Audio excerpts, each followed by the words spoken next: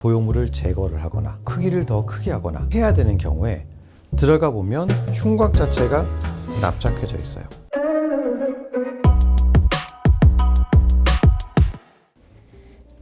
안녕하세요. 환자를 최우선적으로 생각하는 성형외과 전문의 김한조라고 합니다. 오늘은 가슴 수술에서 갈비뼈와 관련된 이야기를 하려고 합니다.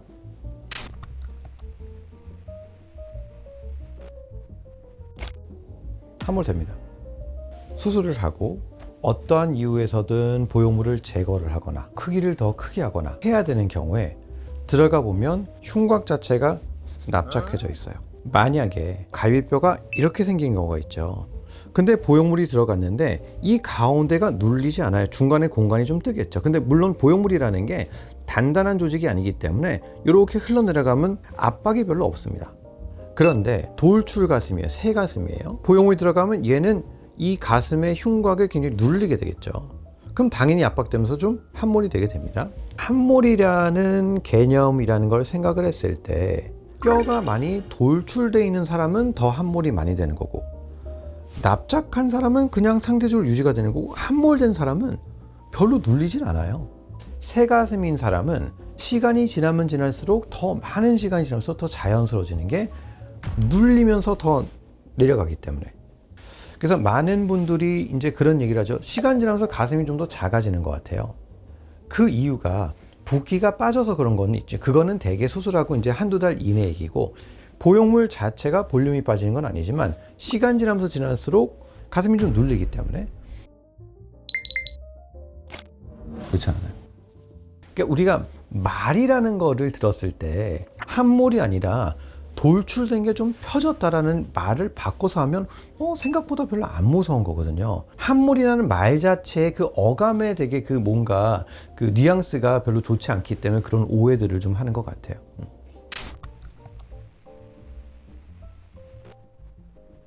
그럴 수 있죠. 갈비뼈를 보면 이제 연골하고 뼈의 밑부분에 혈관들하고 신경들이 지나가요. 여러분들 치과에서 신경치료 해보셨나요? 신경치료할 때 신경 건드리면 되게 아프죠.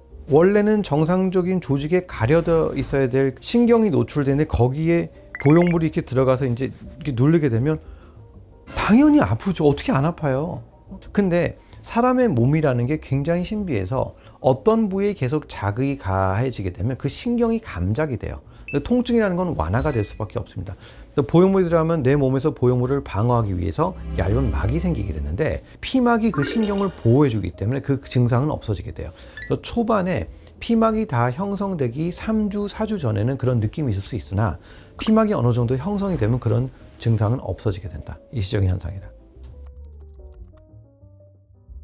대개는 겨드랑이 절개보다도 밑절개에 생기는 경우가 많은데, 밑절개를 하게 되면 우리가 가슴 밑선을 유지하고 있는 인대들이 좀 끊기게 돼요. 그래서 밑선을 보강하지 않으면 빠져가지고 밑빠짐이 생기게 되죠. 그래서 강한 실로 밑에를 고정을 해주게 되요. 보형물이 미끄러내지 않게 해서. 근데 그 고정을 하는 위치가 갈비뼈나 연골에 고정을 하게 돼요. 그래서 연골에 고정을 했을 때 갈비뼈가 실로 굉장히 눌리면 얼마나 아플까요? 거기서 통증이 오는 겁니다. 그래서 저도 이제 그 꼬맬 때는 가급적이면 갈비뼈와 연골 부위에 중간이나 위쪽 부분을 고정하려고 그러지, 아래쪽은 신경이 바로 건드려지는 부위이기 때문에 그를 피하려고 노력을 합니다. 부위적으로 실밥을 고정한 데 통증이라면 그건 문제되지 않습니다. 여러분들께서 어떤 수술을 하는 데 있어서 통증에 대한 걱정을 많이 한다는 것은 저도 당연히 알고 있습니다. 통증이라는 게 영구적으로 가느냐, 20년 동안 지금 10,000명 가까운 사람은 없어요.